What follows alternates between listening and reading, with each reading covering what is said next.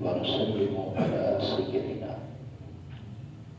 ونبينا ومولانا محمد رسول النبي الكريم الأمين المكين الرؤوف الرحيم. أما بعد فأعوذ بالله من الشيطان الرجيم. بسم الله الرحمن الرحيم.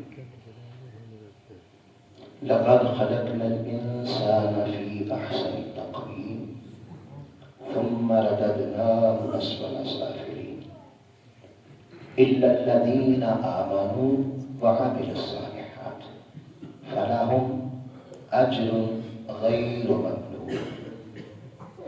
قال الله تعالى: أعوذ بالله من الشيطان الرجيم. قال يا أيها الملأ أيكم يأتيني بعرشها قبل أن يأتوني مسلمين.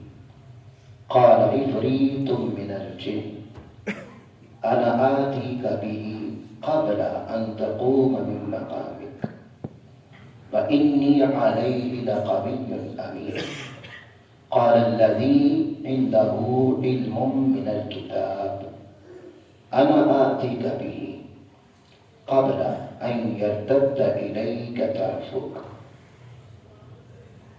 فلما رآه مستقرا عنده قال هذا من فضل ربي. قال الله تعالى: وأما الغلام فكان أبواه مؤمنين فخشينا أن يرهقهما طغيانا وكفرا. صدق الله مولانا العظيم.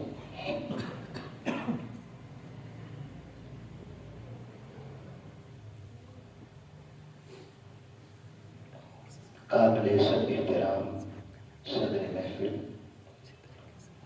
معزز علماء کرام، مہمانان گرامی قادر، قائدین تحریک منہاج القرآن رفاق و اراکین اور ماہانہ درس عرفان قرآن جو تحریک منہاج القرآن حویلی لکھا کے زیر اہتمام منعقد ہوتا ہے، اس میں تشریف لائے ہوئے تمام خواتین حضرات اور عزیزان گرامی قادر، چونکہ ربیع الثانی چل رہا ہے اور اس میں حضرت غوث سمدانی، محبوب سبحانی شہباز لامکانی، غوث الاعظم الشیخ ابو محمد عبد القادر الجیلانی رضی اللہ تعالیٰ عنہ کا عرس پاک ہوتا. سو چونکہ ہم بھی قادری ہیں اور اہل سنت والجماعت حضرت غوث پاک رضی اللہ تعالیٰ عنہ سے محبت کرنے والے، اولیاء کا عدد کرنے والے ہیں، لہٰذا یہ سارا مہینہ حضرت غوث پاک رضی اللہ تعالیٰ عنہ کی عظمت پر گفتگو پورے پاکستان میں ہو رہی ہے. اب دو بڑے موضوع بن جاتے ہیں، پھر اس سے آگے پھر بن جاتے ہیں. ایک یہ کہ ہم سوانح غوث اعظم رضی اللہ تعالیٰ بیان کریں، آپ کا بچپن، آپ کے بچپن کے واقعات، پھر آپ کی جوانی، پھر آپ کا ظلم ورا، عبادات کا ذوق، اور پھر حصول علم کے لیے آپ کی تگ و دو، اور آپ کا پھر اخلاص، پھر اس کے بعد آپ کی سخاوت اور فضائل، بہت کچھ آیا ہے اس میں. ایک موضوع یہ ہے. ایک یہ ہے کہ ہم اپنا عقیدہ اولیاء اللہ کے متعلق کیا ہے وہ عقیدے میں آ جاتا ہے، اور پھر آگے حضرت غوث پاک رضی اللہ تعالیٰ عنہ کی عظمت، قرآن و حدیث نے جو اولیاء کی شان بیان کی، پھر حضرت غوث پاک رضی اللہ تعالیٰ عنہ کو اس شان کو قرآن کے روح میں بیان کیا جائے عقیدہ کے طور پر. اب آج کی گفتگو یہ جو دوسری بات میں نے کی ہے اس سے متعلق کر رہے ہیں. جب یہ موسم آتا ہے بالخصوص ربیع الثانی کا، اور پھر بالعموم کسی بھی اللہ کے ولی حضور دادا گنج بخش علی بجویری رضی اللہ تعالیٰ عنہ، حضرت خواجہ معین الدین چشتی سنجری رضی اللہ تعالیٰ عنہ اور دیگر اولیاء اللہ کا عرس ہوتا ہے، اور بڑی شد و مد کے ساتھ اہل محبت ان کے ساتھ عقیدت کا اظہار کرتے ہیں اور ان کے ذکر کی محفلیں سجاتے ہیں. ذکر الصالحین من العبادہ، ذکر الصالحین کفارۃ، ذکر الانبیاء من العبادہ. تو صالحین کا ذکر چونکہ کفارہ ہو جاتا ہے گناہوں کا، تو اس نیت سے پھر ہم یہ کرتے ہیں سب کچھ. اور اصول برکات بھی اس میں ہمارے عقیدے کے مطابق. جن لوگوں کا عقیدہ نہیں ہے وہ کہتے ہیں کہ جناب یہ بھی قرآن میں ہے، یہ حدیث میں ہے، کہاں سے ثابت ہے؟ اولیاء کی شان. یہ بات کہنا صرف ایک جہالت ہے اور کچھ نہیں. قرآن و سنت سے لا علمی کا اظہار ہے اور کچھ نہیں. لہذا ایسا جملہ کہنا نادانی لگتا ہے، کیونکہ اتنا شعور تو ہر کسی کو ہے کہ اب آقا علیہ السلام پر قرآن اتر رہا ہے، احادیث مبارکہ نبی پاک صلی اللہ علیہ وسلم، شریعت حضور علیہ السلام کی ظاہریات طیبہ میں مکمل ہو رہی ہے. تو قرآن مجید نے یا شریعت میں غوث پاک کا نام تو نہیں آنا تھا، دادا گنج بخش علی اجمیری رضی اللہ تعالیٰ کا نام تو نہیں آنا تھا، یا دیگر حضور کی امت کے اولیاء ان کا نام تو نہیں آنا تھا. اور جب ہم ولی کہتے ہیں تو وہ جو تیسرا درجہ ہے، تیسرے مقام پہ آتے ہیں. یوں تو ہم نبی بھی اللہ کا ولی ہوتا ہے، ہر صحابی اللہ کا ولی ہے. تو حضور صلی اللہ علیہ وسلم صحابہ کے لیے الگ مرتبہ دے دیا ہے نا، الگ عہدہ دے دیا ہے. جس نے آقا کی زیارت کر لی آپ کی ظاہریات طیبہ میں ایمان کی حالت میں، وہ بھی صحابی ہو گئے. پھر جس نے اس کی زیارت کر لی وہ تابعی ہو گیا، پھر جس نے اس کی زیارت کر لی وہ تمام تابعی ہو گیا، یہاں تک تابعی ہو گیا. اس کے بعد پھر ہم ولی کا درجہ دے دیتے، وہ بھی ولی ہے سارے. تو غوث پاک رضی اللہ تعالیٰ عنہ تو پیش 500 سال بعد آئے. تو یہ بات کرنا کہ ان کا قرآن میں کہاں ذکر ہے، ان کا حدیث میں کہاں ذکر ہے، یہ سوائے نادانی کی اور کچھ نہیں. لہٰذا اللہ تعالیٰ نے چونکہ ان کا ذکر نہیں کرنا تھا، لیکن اللہ تعالیٰ نے وہ انبیاء جنہیں نبوت بھی حضور علیہ السلام کی نبوت کے توسل سے ملی. وَإِذْ أَخَذَ اللَّهُ مِيثَاقَ النَّبِيِّينَ لَمَا آتَيْتُكُم مِّن كِتَابٍ وَحِكْمَةٍ، جنہیں حضور علیہ السلام کی نبوت کے توسل سے نبوت عطا ہوئی، حکمت، دانائی اور کتاب عطا ہوئی.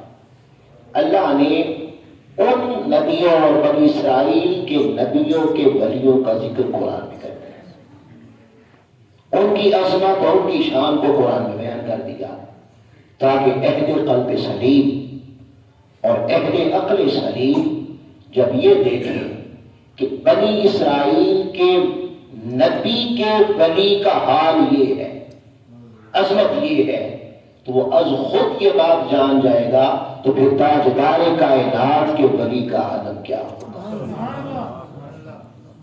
پھر خاتم الانبیاء کے ولی کو اللہ کیا درجے عطا کرے. تو اللہ تعالیٰ نے ان کے احوال قرآن مجید میں بیان کر دیے تاکہ عقیدے کی درستگی ہو جائے. اب وقت کی قلت کے پیش نظر میں پہلا مقام لے رہا ہوں سورہ النمل. یہ ہے اس کی آیت نمبر 38 سے لے کر آیت نمبر 39-40 کا مضمون سارا، اور اس سے پیچھے بھی یہ تھا.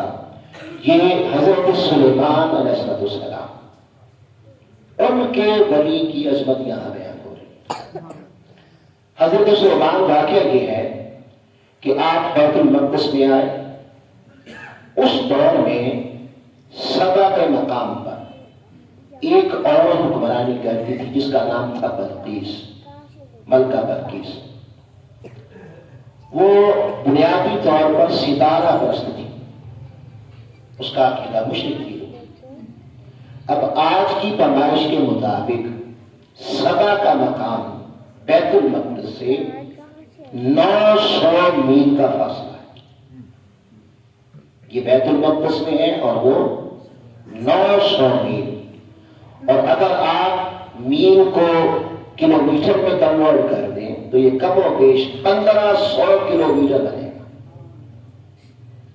اب 1500 کلومیٹر دور وہ خاتون بیٹھی، آپ نے اسے خط لکھا، اللہ نے آپ کو انسانوں پر، جنوں پر، جن پرند پر، ہواؤں پر حکومت عطا کی تھی، بادلوں پر حکومت عطا کی تھی۔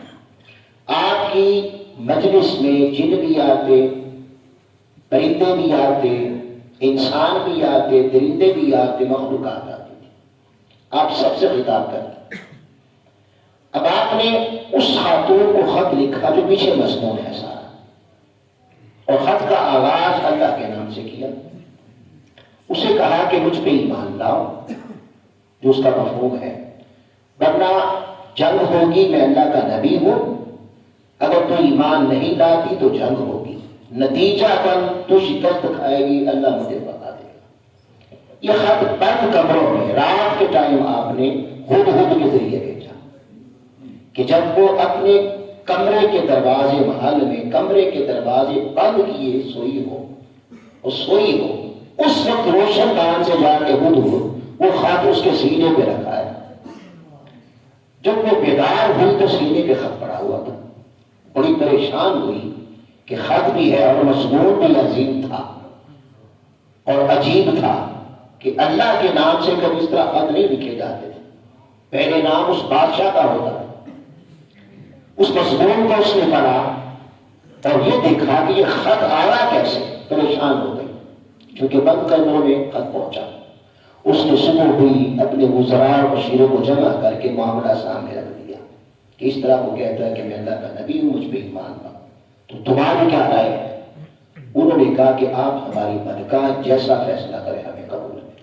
اس نے بھی حضرت سلیمان علیہ السلام کو آزمانا چاہا کہ کہیں میری حکمرانی اور میری دولت سے تو پیار نہیں ہے۔ شاید اس نے جو آزمائش کی، اس کی آزمائش کے مطابق اس نے حضرت سلیمان کو اللہ کا پیغام کر پایا۔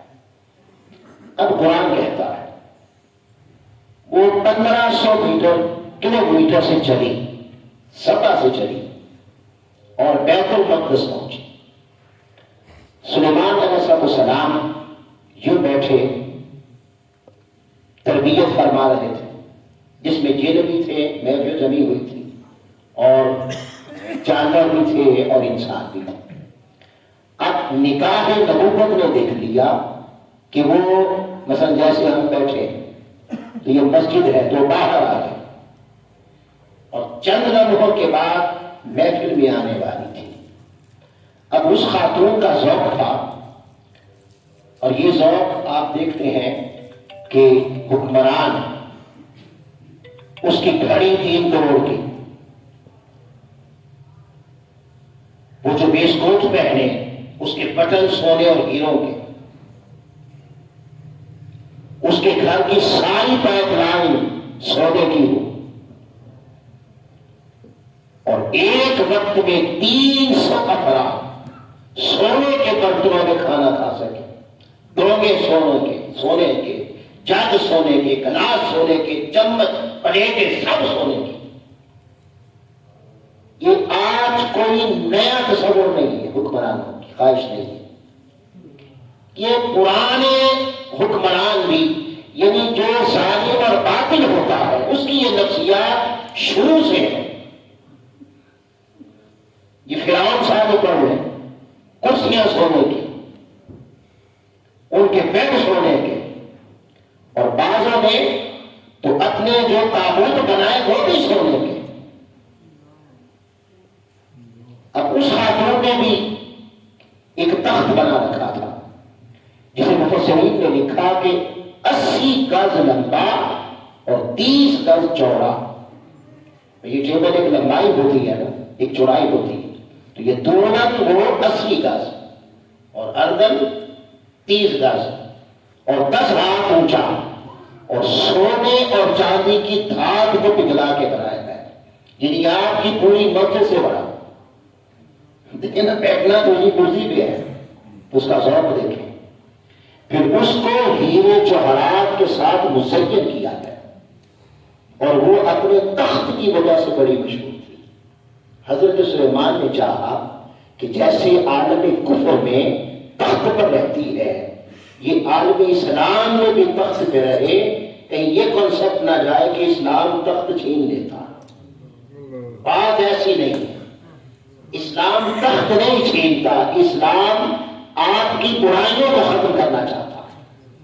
حکمران تخت پہ بیٹھا ہو عادل، منصف، ظلم کو ختم کرنے والا، زمین پر اللہ کی حدود کی حفاظت کرنے والا، اسلام نہیں روکتا کہ وہ تخت پہ نہ بیٹھے. سلیمان نے چاہا کہ جس طرح میں کفر میں بیٹھی تھی وہ جب مسلمان ہو تو تب بھی وہ تخت پر ہی بیٹھے. یہ ہے پروٹوکول دینا. آج آپ محفل کرتے ہیں تو کہتے ہیں سب برابر ہیں. بابا سب نہیں برابر ہوتے. یہ قرآن پروٹوکول کا تصور یہاں دے رہا. دیکھیں نا، جس کی ساری زندگی تخت پہ گزری ہو، آپ اسے بوریے میں بٹھا رہے. ادعو الی سبیل ربک بالحکمہ، اس کی تو سارا ذوق ہی خراب ہو جائے گا. اور یہاں ایک اور میں ساتھ ملاتا چلو. آقا علیہ السلام جب فاتحانہ شان سے مکے میں داخل ہوئے تو حضرت ابو سفیان ساری زندگی کے سردار تھے، جنہیں یہ خطرہ تھا کہ سرداری شاید چلی جائے گی. مگر آقا علیہ السلام نے کیا فرمایا؟ جو اپنے گھر میں رہا پناہ میں ہے، ہتھیار نہ اٹھایا پناہ میں ہے. مگر ساتھ ہی کہا جو ابو سفیان کے گھر آ گیا وہ بھی پناہ میں ہے. تصور دے دیا کہ اسلام نے سرداری نہیں چھینی. تو یہ پروٹوکول کی بات میں عرض کر رہا ہوں. یہاں قرآن مجید نے ہمیں تصور دیا. اب وہ آگے چند لمحوں کے بعد اندر آنے والی تھی. سلیمان علیہ السلام نے چاہا جو مسلمان ہو تو اسی تخت پر بیٹھے. اب فرمایا قرآن کہتا ہے یا ایھا الملأ، اے سلیمان بولے اے میرے سامنے حاضر مخلوق. چونکہ جن بھی تھے، انسان بھی تھے، دیگر چیزیں بھی تھیں، تو ایھا الملأ ہوگا. ایکم یأتینی بعرشھا، کون ہے تم میں جو 1500 کلومیٹر جائے بھی 1500 کلومیٹر آئے بھی. کتنا سفر ہوا؟ 3000 کلومیٹر کا سفر بھی طے کرنا ہے. اور سونے اور چاندی کو پگھلا کے 80 گز لمبا اور 30 گز چوڑا تلو بغنی تخت بھی اٹھا کے لانا ہے. کتنی دیر میں؟ قبل ان یأتونی مسلمین، اس سے پہلے کہ وہ آ کر میرے پاس کلمہ پڑھ کے مسلمان ہو جائے. یہاں سے علم نبوت کی وہ پتہ چلتا ہے. بھئی یہ سلیمان علیہ السلام کو کس نے بتایا کہ آ کے کلمہ ہی پڑھے گی؟ سبحان اللہ. ارے تاجدار کائنات کا عالم کیا ہوگا؟ یہ بنی اسرائیل کے نبی کہہ رہے ہیں آ کے کلمہ ہی پڑھے گی. یہ تو علم نبوت ہے. اب آپ جنوں سے ڈرتے ہیں ماشاءاللہ، ڈر لگتا ہے جنوں سے جی. ارے مصطفیٰ کا غلام ہو اور کسی اور سے ڈرے، حضور کا کلمہ پڑھنے والا ہو وہ کیوں اور سے ڈرے؟ اللہ پاک نے فرمایا کہ مصطفیٰ کے غلام پہ جن کا عالم سن، جن کا تعارف کروا دیتے. قال عفریت من الجن، یوں سمجھے کہ محفل لگی ہوئی ہے. سلیمان علیہ السلام نے اوپن پوچھا ہر ایک سے کون جائے گا؟ تو یہ سمجھ لیں کہ مثال کے طور پہ ادھر سے جن کھڑا ہو گیا. اس نے کہا انا آتی کا بھی. قال عفریت من الجن، بڑا ہیکل، بڑا جسیم، بڑا جسے والا ہیکل جن کھڑا ہو گیا. اس نے کہا انا آتی کا بھی، میں لے کے آتا. آپ نے پوچھا وقت کتنا لگے گا؟ اب وہ وقت دے رہا ہے جسے قرآن کوٹ کر رہا ہے. قبل، اس سے پہلے، ان تقوم من مقامک، آپ اپنا بات جاری رکھیں. آپ ختم کر کے اٹھنے نہیں پائیں گے. میں 3000 کلومیٹر کا سفر بھی طے کروں گا اور تلو بدنی اٹھا کر تخت لا کے سامنے پیش کروں گا اور ساتھ اپنا تعارف کرواتا ہے میں انی علیہ لقوی، میں بڑا طاقتور ہوں، میں اسے اٹھانے کی قدرت رکھتا ہوں. تو یہ جملہ بھی بتاتا ہے کہ کام زور والا تھا، کام طاقت والا تھا اور وہ تعارف کروا رہا انی علیہ لقوی، اور ساتھ کہتا ہے امین. چونکہ سونے کا ہے، چاندی کا ہے، ہیرے جواہرات ہیں، تو لے کے بھاگوں گا نہیں، امانت دار بھی ادھر ہی آؤں گا۔ اب قرآن کہتا ہے اور حدیث میں ہے اور مفسرین نے لکھا وہ نہیں گیا۔ اس کا معنی یہ ہوا کہ جو ٹائم اس نے آفر کیا ہے، سلیمان علیہ السلام نے اس کی آفر کو رد کیا کہ نہیں یہ وقت زیادہ ہے، وہ تو باہر آ گئی، تو چند لمحے میں آنے والی ہے۔ اب بات چونکہ اوپن ہو رہی ہے تو سب سن رہے ہیں نا بیٹھے، بقیہ سارے سن رہے ہیں سلیمان علیہ السلام اور جن کے درمیان گفتگو جاری ہے۔ تو آپ نے کہا نہیں یہ وقت زیادہ ہے۔ جب وقت زیادہ کہا تو خود بھی آفر دی ہوگی کہ مجھے اتنے ٹائم میں چاہیے، اور یہ بات سارے سن رہے تھے۔ اب جن بیٹھ گیا وہ نہیں گیا، کیا مانا کہ جو آفر حضرت سلیمان نے اس کو دی ہے، جو وقت آپ نے دیا ہے، وہ ہاتھ کھڑے کر گیا۔ اس نے کہا نہیں اتنی طاقت میرے اندر نہیں ہے۔ اب قرآن کہتا ہے اللہ کا بڑی کھڑا ہوا، پہلے جن کا تعارف کروا کے بعد میں بڑی کی عظمت بیان کرنا، بتایا اگر بندہ اللہ کا بلی ہو جائے تو ہر مخلوق اس کے ماتحت ہوتی ہے، اور اللہ اسے ایسی طاقتیں عطا کرتا ہے کہ پھر بڑے بڑے جن بھی اس کے آگے ایک ریت ذرہ ہوتے ہیں۔ وہ بیٹھ گیا۔ اب قرآن کہتا ہے قال الذی عندہ علم من الکتاب، ہائے ہائے ہائے، یہ ولی کا تعارف ہو رہا ہے۔ کیا تعارف کروایا؟ چھو منتر نہیں ہے، ولی دم درود والے کو نہیں کہتے، ولی تعویذ لکھنے والے کو نہیں کہتے۔ یاد رکھ لیں ولایت اور تعویذ آگے دم درود کرنا، ان کا دور میں بھی آپ کا کوئی واسطہ نہیں۔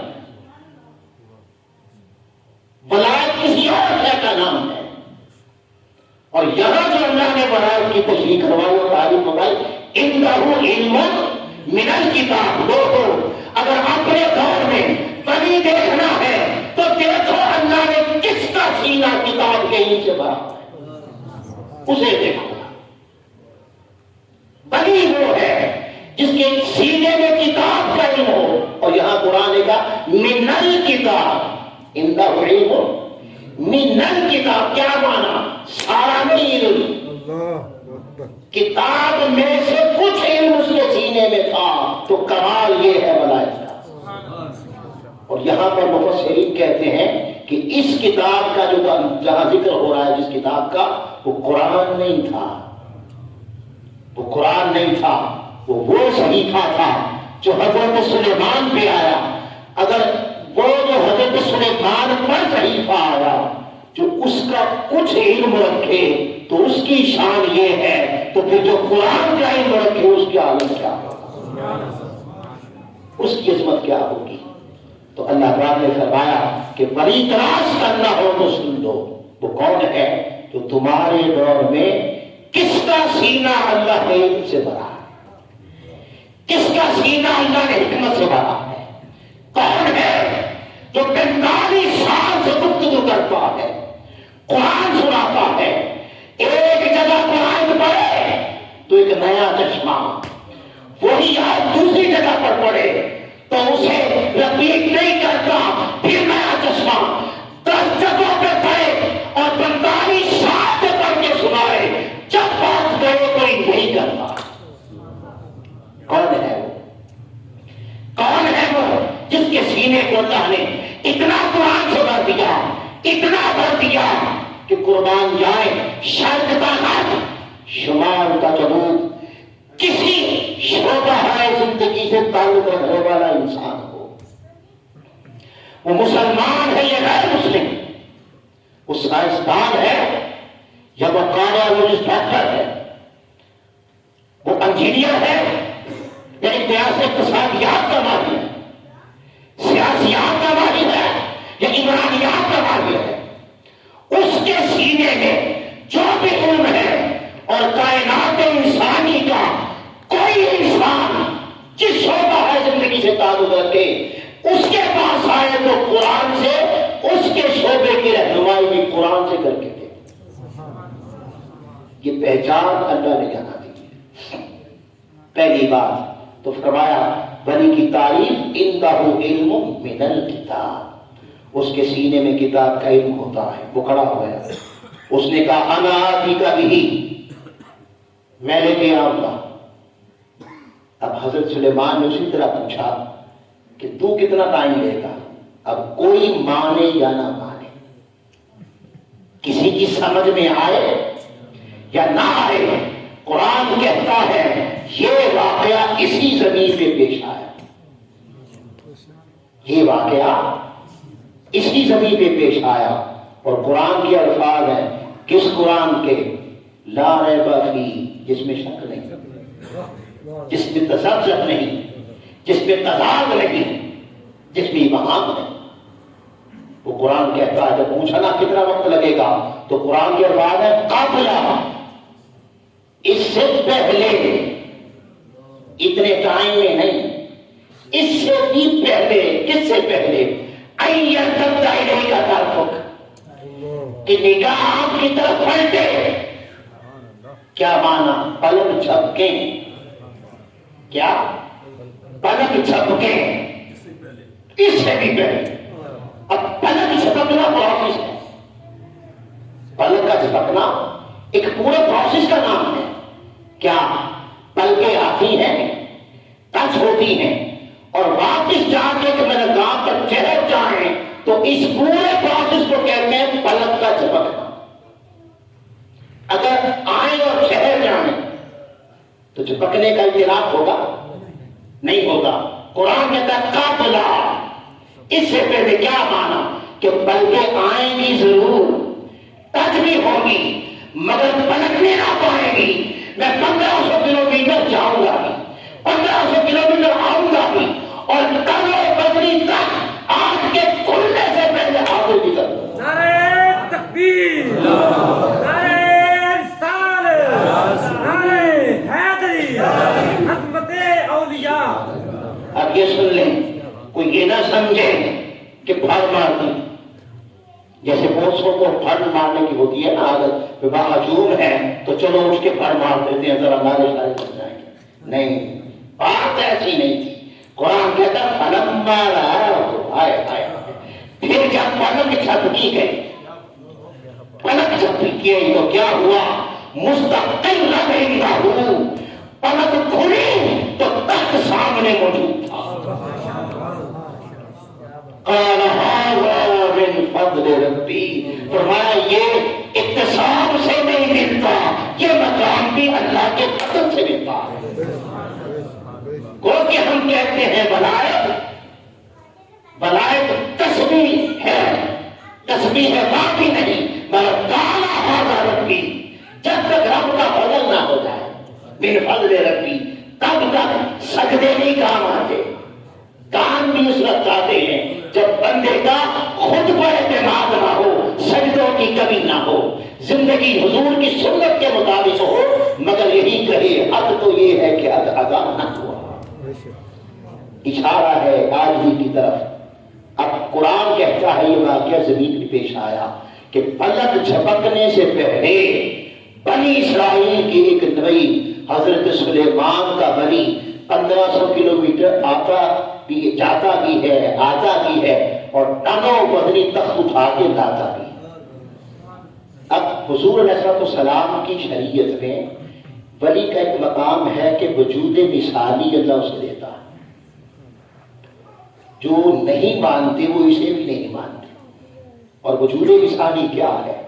کہ جب اللہ تعالیٰ کا بندہ دوست بنتا ہے اور اللہ کا قرب پاتا ہے اور ملائک کے مقام پر کے منصب پر جب فائز ہوتا ہے تو پھر اللہ اسے یہ شان بھی دیتا ہے کہ وہ ایک ہی وقت میں کئی مقامات پر موجود ہو سکتا ہے. کئی مقامات پر موجود ہو سکتا ہے. اس کا انکار کرتے ہیں وہ یہاں سے ثابت ہے. اب دیکھیں، میں ایک دعویٰ کرتا ہوں، پریکٹس کرتے ہیں تھوڑی. آپ غلط چھپ کے ٹھیک ہو گئے؟ وقار سر ایسے نہیں ہوتا. بھیا مجھے دیکھیں، دو میں عمل کرتا ہوں. ایک ہے یہ اور ایک ہے یہ. بتائیں پہلا پلک جھپکنے والا ہو سکتا ہے؟ کہ پلک اگر ٹھہر گئی چاہے چند سیکنڈ ہو اس پر جھپکنے کا اطلاق ہوگا؟ کیا کہیں گے؟ بند کر کے کھولنا. کیا کہیں؟ اگر پلکیں رک جائیں چاہے چند لمحوں کے لیے ہو تو اس پر جھپکنے کا اطلاق نہیں ہوتا، وہ ہوتا ہے بند کر کے کھولنا. سمجھ آ گئی آپ کو؟ جھپکنا کیا ہے؟ یہ ہائے ہائے ہائے ہائے، جھپکنا کیا ہے؟ یہ جھپکی جب آپ نے پلک جھپکی، یہ 1500 کلومیٹر آنا جانا تو رہنے دیں، یہ چھوڑ دیں. میں یہ کہوں، دعویٰ کروں کہ جب آپ نے پلک جھپکی تو قبلہ مفتی صاحب اٹھ کے بیٹھے. آپ مانیں گے؟ جی کیوں نہیں مانیں گے؟ میں بتاتا ہوں. اس لیے نہیں مانیں گے کہ جن سیکنڈ یہ سب کچھ ہوگا. آپ عقل کے پاس جاتے ہیں، اپنے علم کے پاس جاتے ہیں، اس سے رائے پوچھتے ہیں کیا خیال ہے ایسا ہو سکتا ہے؟ تو عقل عیار ہے، 100 بھید گزر دیتی ہے. اور عقل کو فرصت کہاں تنقید سے؟ عشق پر عمل کی بنیاد ہے. بے خطر کود پڑا آتش نمرود میں عشق. ارے عقل ہے پہلے نما تماشائے لبے بابا، وہ تو حیرت کی وادیوں میں رہتی ہے، وہ تو تعجب کی وادیوں میں رہتی ہے. آپ نے جو کہا نہیں، پتہ ہے کیوں کہا؟ اس لیے کہ ودن سیکنڈ آپ نے اپنے علم سے، اپنے شعور سے، اپنے فہم و ادراک سے اور عقل سے رائے لی. عقل نے کہا نہیں، آپ نے اس کی سنی اور مجھے کہا نہیں. سمجھ آئی بات؟ آپ نے پیچھا کیا عقل کا، بات مانی عقل کی. قرآن کہتا ہے لا ریب فیہ، ہائے ہائے ہائے ہائے ہائے، اس میں تو شک نہیں. بابا شک عشق نہیں کرتا، شک عقل کرتی ہے. لہذا قرآن کہتا ہے مجھے پڑھنا ہے تو عقل کو پیچھے رکھ، عشق کو آگے رکھ. عقل سے نہیں پوچھنا. نعرہ تکبیر، نعرہ رسالت. کیونکہ عقل عیار ہے، وہ تو انکار کرے گی. اس لیے امام ابو حنیفہ کہتے ہیں جو عقل کے پیچھے لگا وہ گمراہ ہو گیا. اور آپ فرماتے ہیں اگر اللہ کے رسول کا دین، اللہ اور اس کے رسول کا دین عقل پر پرکھے جانے والی کوئی شے ہوتی تو میں جنابت کی صورت میں وضو سے پاکی قرار دیتا اور بغور اور بخانے کی صورت میں غسل سے پاکی قرار دیتا کہ عقلاً مواد ادھر پہ ادھر کرا، عقلاً مواد ادھر خارج ہوا ہے مگر نہیں آرڈر از آرڈر. اسی طرح آپ نے وضو کیا، بڑے اچھے دنیا کے صابنوں سے ہاتھ دھوئے، کلی کی، ناک میں پانی ڈالا، چہرہ دھویا، مسح کیا، بازو دھوئے، پاؤں دھوئے، اٹھنے لگے، ہوا خارج ہو گئی. اب شریعت کیا کہتی ہے؟ پھر انہیں دھو. بھئی عقل تو پوچھتی ہے ان کا کیا تعلق ہوا سے؟ بھی ہوا کا تعلق نہیں اور ابھی دھویا ہے سب کچھ، ابھی چہرہ دھویا، ابھی سب کچھ کیا، بھئی انہیں کیوں دھو؟ تو میں کیوں کیسے نہیں، بس اس لیے کہ یار نے کہا کیوں کیسے میں رجنے والا تمہارا ہے، بس اس لیے کہ محبوب نے کہا ہے. جی کس لیے ہے وجود مثالی؟ قرآن نے کہا. آپ پوچھیں گے کیسے؟ پلک جھپکی، میں نے دعویٰ کیا یہ اٹھ کے بیٹھے، قبلہ مفتی صاحب اٹھ کے بیٹھے، تو آپ کہتے ہیں نہیں. کیوں؟ عقل کہتی ہے اٹھ کے بیٹھنے میں تو 10 مرتبہ پلک جھپکی جا سکتی ہے، بندہ تو غائب ہی نہیں ہوتا. جی تو پلک کے جھپکنے سے بندہ غائب نہیں رہتا، وہیں رہتا. اس کا معنی کیا ہوا؟ اگر تو پلک جھپکنے سے پہلے یہ سفر ہوا ہے، یہ 1500 3000 کلومیٹر کا سفر اگر پلک جھپکنے کے اندر ہوا ہے، پہلے ہوا ہے، تو اس کا معنی یہ ہے کہ وہ غائب نہیں ہوا، وہیں تھا.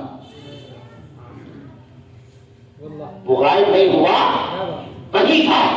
اور تخت اگر آیا ہے تو اس کا معنی ہے وہ گیا بھی تھا. اس کا معنی کیا ہوا؟ وہ گیا بھی تھا. تو پتہ کیا چلا؟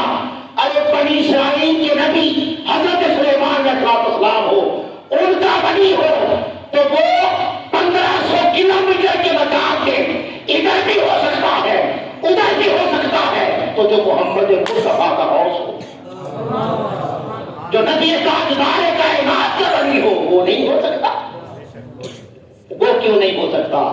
حضرت غوث اعظم شیخ عبد القادر جیلانی رضی اللہ تعالیٰ قربان جائے، اب سن لیں، آقا نے فرمایا علماء امتی کانبیاء بنی اسرائیل، کہ میری امت کے علماء بنی اسرائیل کے نبیوں جیسے،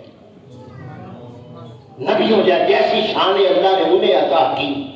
وہ نبی ہیں، ان کا مرتبہ بلند ہی رہے گا، مگر اللہ رب العزت وہ شان میرے ولیوں کو بھی علماء کو عطا کرے. تو پھر بتائیں حضور کی امت کے علماء ہیں، غوث پاک سے پڑھ کے پھر عالم کا. نعرہ تکبیر، نعرہ رسالت، عشق محبت، عشق محبت، اعلیٰ حضرت، اعلیٰ حضرت، عشق و محبت، عشق و محبت، عشق محبت، عشق محبت، عشق محبت، اعلیٰ حضرت، اعلیٰ حضرت. یہ وہ لوگ ہیں جن پر اللہ نے کتاب کا علم روشن کر دیا، اور آپ نے کتاب سے اعتبار دیے خارجیت کے اور غیر مقلدیت کے. تو میں اس کر رہا تھا، حضرت غوث پاک رضی اللہ عنہ کے پاس آپ کی سوانے میں ملتا ہے کہ جس طرح آج کوئی ولی کا انکار کرتا ہے، غوث پاک وہ ہیں جن کی زندگی میں غوث اعظم کے نعرے لگے. ان کی حیات ظاہری میں، حیات طیبہ میں لوگ غوث اعظم کہتے تھے، اور جو نہیں مانتے وہ اس وقت بھی نہیں مانتے تھے. تو وہ کیا کرتے؟ وہ تنقید کی نیت سے آ گیا ایک شخص، آ کے غلام بن گیا، لوٹے بھرنے لگا، وضو کروانے لگا، جوتے اٹھانے لگا، مگر نیت کیا ہے؟ کوئی غلطی کر دیں، کوئی غلطی کر دیں، پھر مجمع لگا کہ وہ سب کو بلا کے اس کے خلاف کروں گا. یہ نیت تھی. وہ آپ لوٹے بھرنے لگا. قربان جائیں، یاد رکھ لیں صاحب حال اور صاحب ولایت اور علماء کے پاس جائیں تو کبھی تنقید کی نیت سے نہ جائیں، سیکھنے جائیں. بہتر یہ ہوتا ہے کہ اگر آپ نے تنقید کرنی ہے تو نہ جائیں. آقا نے فرمایا زمین پر سب سے بدترین ہے وہ شخص جو علماء سے اس لیے سوال کرے کہ انہیں اٹھا دے. وہ تنقید کر کے پوائنٹ آف ویو سے ہوتا ہے، اس لیے نہیں جاتے. اس سے بہتر ہوتا ہے گھر بیٹھ جاؤ. وہ اس لیے سے آ گیا، مگر قربان جائیں تیری نگاہ پاک سے دونوں مراد پا گئے. پھر یہ عقل کو بھی دے دیتے ہیں کچھ نہ کچھ، سب کچھ بتا بھی دیتے ہیں. اب وہ آ کے روٹے بھرنے لگا، خدمت کرنے لگا. اب آ گئے غوث پاک نے روزہ رکھ لیا. روزہ رکھا تو اب دیکھیں نا کتنا خوش نصیب ہے جس کا پیر گھر آئے. خدا کی قسم اس سے بڑا خوش نصیب کون جس کا شیخ مربی گھر آ جائے.